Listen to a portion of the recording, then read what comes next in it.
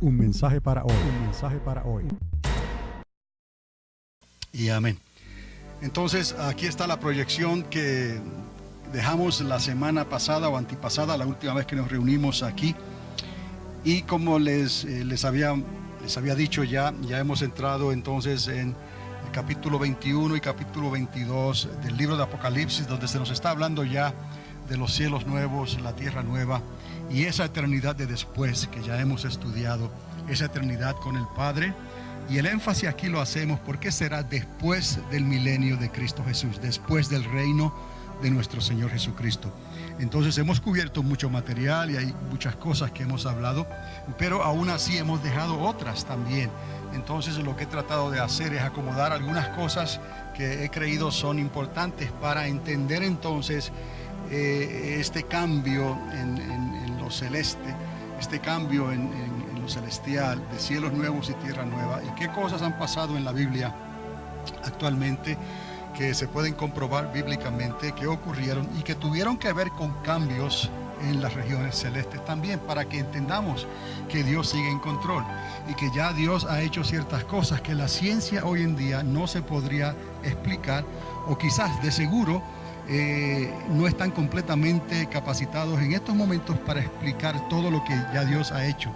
Y vamos a llegar a eso que Dios ha hecho, y por lo menos Dios hizo dos cosas que aún la ciencia hoy en día tendría un poco de problema tratando de probar exactamente cómo fue que Dios logró hacer estos cambios en el universo, o por lo menos en nuestro sistema solar.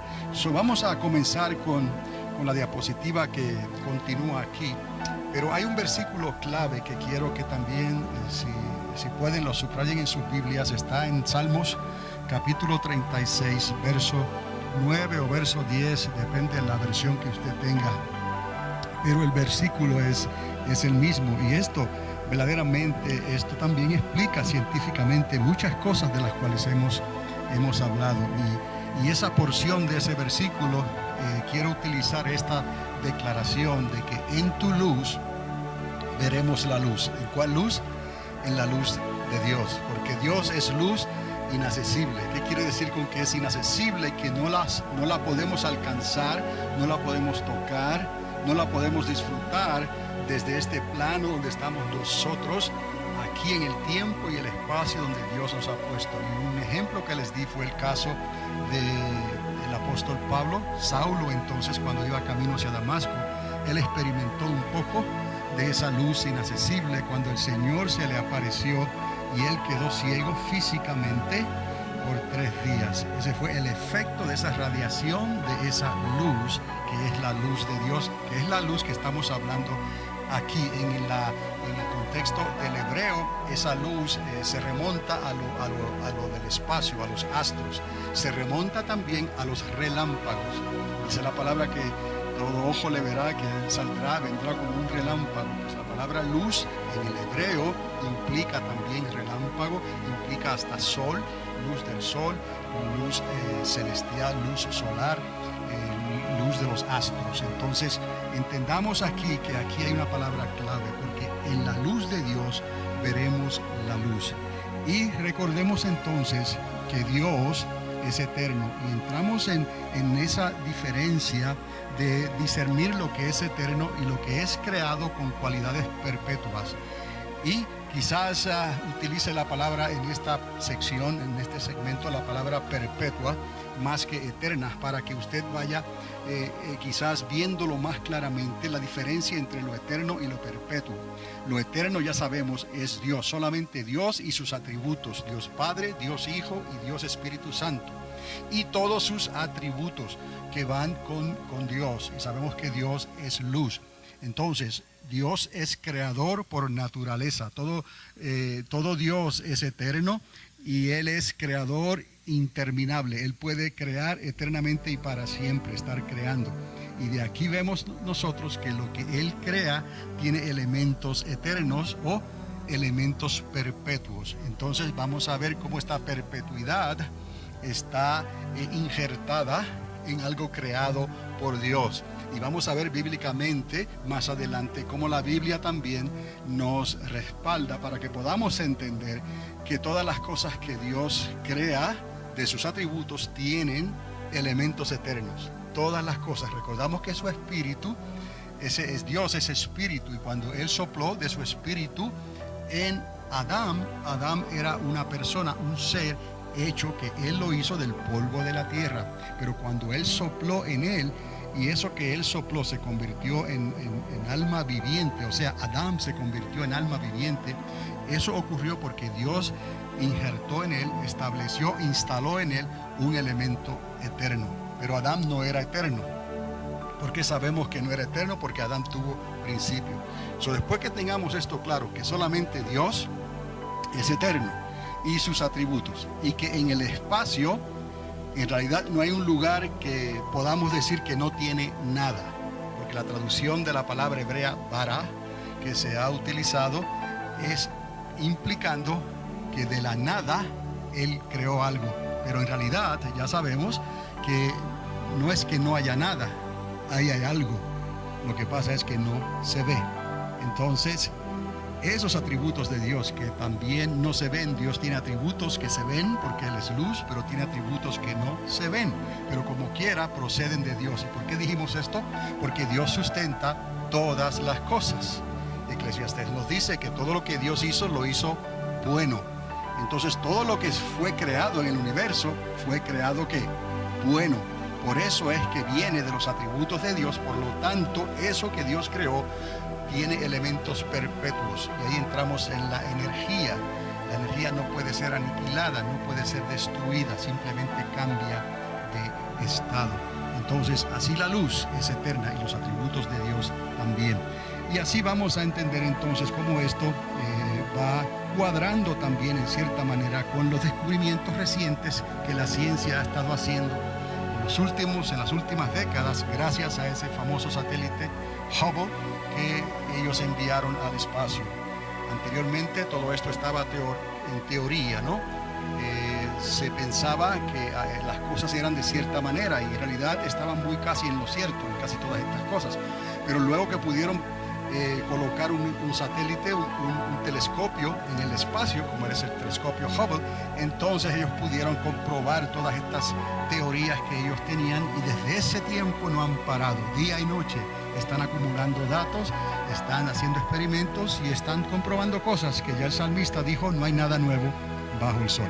Entonces, ahí en el Salmo 36, verso 9, verso 10, conforme a la versión que usted tenga, ahí usted va a encontrar, además de que habla de la fuente de la inmortalidad, de las aguas del río de Dios, aquí se habla en este caso de en tu luz veremos la luz. Esto nos da a entender que el universo, la creación, es obra de sus manos y que Dios ha permitido la creación. Los cielos cuentan la gloria de Dios y el firmamento anuncia la obra de sus manos. Y eso va con que en su luz vemos entonces la luz. Pero recuerde, esa luz siempre va a provenir ¿de quién? De Dios y de los atributos de Dios. ¿Por qué? Porque Dios es luz. Ahora, regresando entonces al universo que es creación de Dios, y ya hemos hablado que la ciencia ha calculado más o menos la edad del universo en unos 13,7 billones de años. Decimos, por razones astronómicas, de decir más o menos, unos 14 billones de años. Entonces, ahora, el universo se compone de un 70% de energía que llaman oscura, dark energy. Y vaya teniendo una idea aquí de esto, de la inmensidad del universo, y más adelante, si podemos llegar a esto, les mostraré unas diapositivas muy especiales.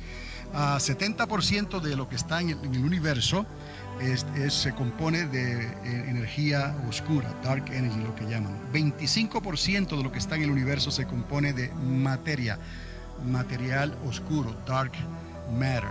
Estamos aquí hablando de una suma cantidad, de un porcentaje enorme del universo que se compone de algo que no podemos ver. Entonces, solamente el 5% del universo, y aquí estamos hablando estoy generalizando más o menos, no con los números exactos, pero son números astronómicos. la acercación que estamos haciendo al 5% el acercamiento es muy, muy válido. El 5% de lo que está en el universo, eso es lo que podemos ver. Esas son las galaxias y eso es luz. Y recuerde, en tu luz veremos la luz. Recuerde, los cielos cuentan la gloria de Dios y el firmamento anuncia la obra de sus manos. Por eso es que el apóstol habla de que aún la misma creación da testimonio de la luz y de la verdad de Dios. La misma creación. Nadie podrá escapar a justificarse y decir que no hay un Dios. Dice el necio en su corazón: no hay un Dios, el que no ha visto la obra de la creación, el orden de Dios, porque Dios es orden. Rapidito, entonces, el 70% es materia, energía oscura que no se ve, 25% del universo es materia oscura que no se ve, y solo un 5% de lo que está en todo el universo son galaxias y luz.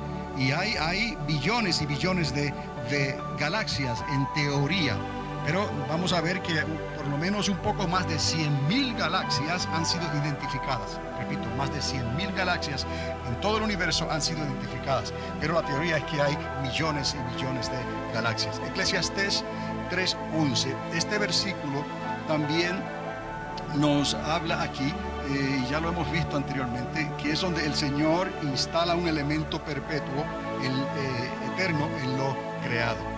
Ese fue el versículo que utilizamos.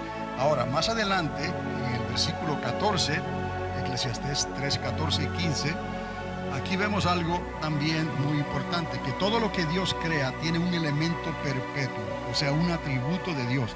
Ya ahora dice todo lo que Dios crea, y eso va con lo que dice la palabra de Dios, porque todo lo que Dios hace es bueno, entonces no hay conflicto aquí.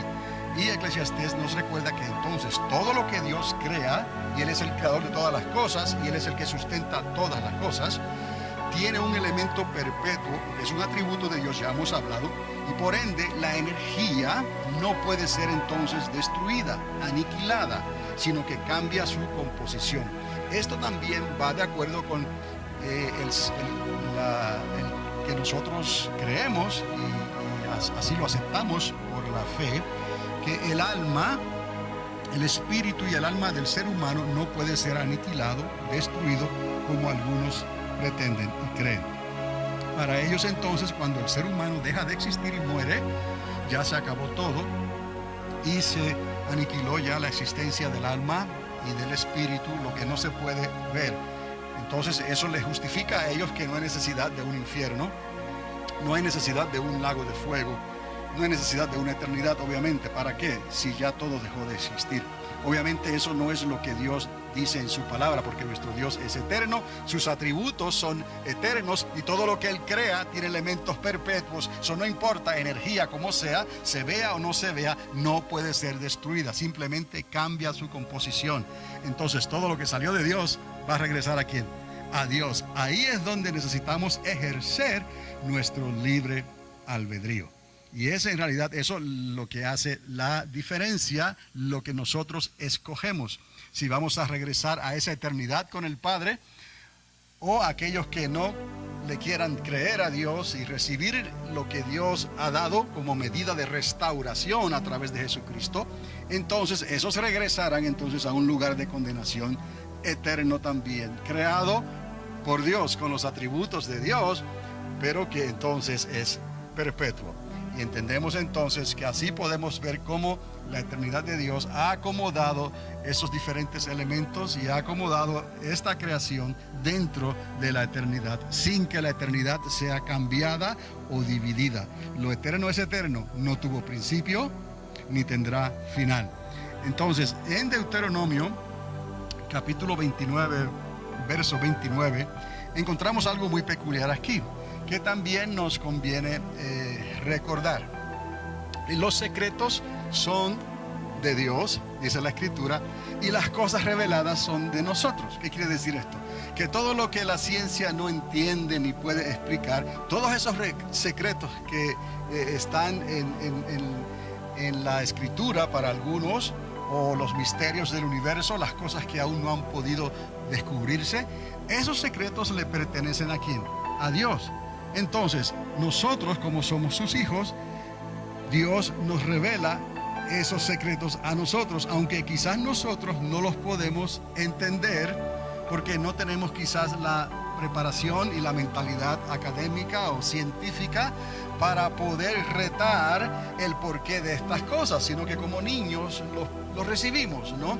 Y recibimos entonces algo que lo vamos entendiendo quizás de otra manera a como la ciencia lo entiende. Pero recuerde esto que ya estaba dicho en su palabra, en la palabra del Señor: los secretos son de Dios y las cosas reveladas nos corresponden a nosotros. Ahora, y por ejemplo, en Isaías 40, verso 22, encontramos que la tierra no era plana, sino redonda. Y usted sabe que por muchos años hubieron muchas naciones y hubieron muchos gobiernos religiosos también que insistían en que la tierra era plana, que cualquier cosa explicación contraria a una tierra plana, eso era herejía e iba en contra de lo que la Biblia decía. Pero qué ironía, porque la misma Biblia en Isaías capítulo 40, 22, la misma Biblia enseña que la tierra era un círculo, era una esfera, era redonda.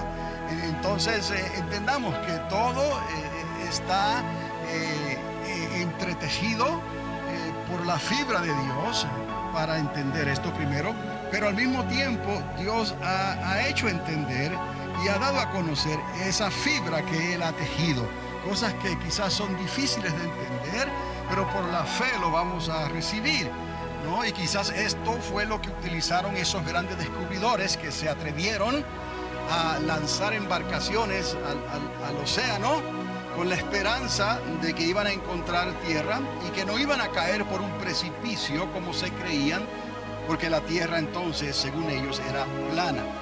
Entonces sabemos que esas personas quizás ejercieron un poco de fe. ¿Y de dónde sacaron esa información? De la Biblia, de la misma palabra de Dios. Quizás leyeron Isaías 40, 22 y creyeron y dijeron: no, aquí Dios dice que la tierra es redonda. Entonces recuerde, los secretos son de Dios y las cosas reveladas entonces para nosotros. Ahora, aquí en Isaías 65, verso 17, se nos habla de algo muy importante también, porque para poder hablar del fin de los tiempos, para poder hablar de cielos nuevos y tierra nueva, tenemos que entender, porque no hay nada nuevo en realidad en el Nuevo Testamento. Todo lo que está en el Nuevo Testamento en realidad también ha sido reflejado de lo que ya Dios había mostrado en el Antiguo Testamento. En realidad el mismo Antiguo Testamento era sombra de lo que había de venir, pero los dos están entretejidos porque la misma verdad, es el mismo Dios, es el mismo Espíritu, y Dios es un Dios de orden. En Isaías 65, 17, la palabra nos dice aquí que de lo primero, de lo que fue hecho antes, no habrá memoria. Y eso es una aparente referencia sobre el fin de lo que estamos hablando aquí en estos estudios. No es ahora en este tiempo el fin del cosmos como lo conocemos, del mundo como lo conocemos, y sabemos bíblicamente por qué, y usted sabe por qué, porque hay ciertas cosas que tienen que ocurrir necesariamente antes que las potencias de los cielos sean conmovidas. Aquí Isaías 65, 17 está hablando que no habrá memoria. Entonces quiere decir que va a venir un fin. Verdaderamente lo que existe ya no existirá más, o por lo menos tendrá que ser reestructurado de otra manera. ¿Por qué? Porque ya lo que hemos hablado, la energía, lo que está creado, no puede ser completamente destruido ni aniquilado, sino que cambia su consistencia, cambia su forma. ¿De qué fin está hablando aquí el profeta? Está hablando lo que la ciencia hoy en día llama un colapso, y pensé en traer dos, objetos redondos para mostrarles esto, pero quizás con esto lo pueda hacer. Cuando hablamos de un colapso es cuando algo se retrae.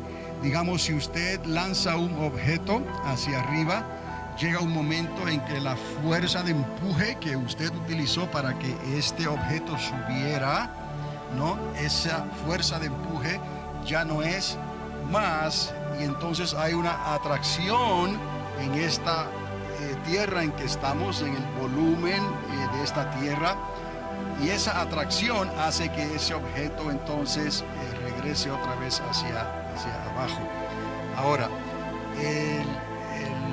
algunos científicos lo que han hecho es, han tratado de visualizar esto con la expansión del universo, que el universo recibió una fuerza de empuje cuando el universo fue creado en lo que se llama la gran explosión, el Big Bang. Y entonces los objetos que fueron creándose salieron disparados en todas direcciones, y que va a llegar un momento en que va a ocurrir lo mismo que le acabo de decir, que esa fuerza de empuje se termina y entonces hay un colapso y comienza a descender o comienza a regresar otra vez a lo que había sido al principio.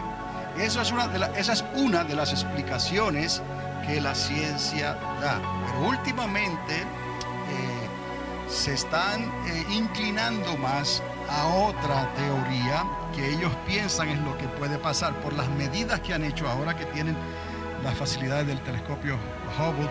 Todas estas cosas ellos pueden hacer cómputos más exactos. Se han dado cuenta entonces que los objetos celestes, en lugar de estar perdiendo velocidad, no, están avanzando. Lo que están diciendo es que la expansión del universo, su velocidad está aumentando. Entonces lo que puede ocurrir es que ocurra un despliegue o un desgarramiento de la materia, de lo que existe en el universo. Entonces su composición cambie, pero no sea por un colapso, sino que va a ser por un desplazamiento, un desgarramiento. Esas son dos cosas que actualmente la ciencia las tiene ya. Un mensaje para hoy. Un mensaje para hoy.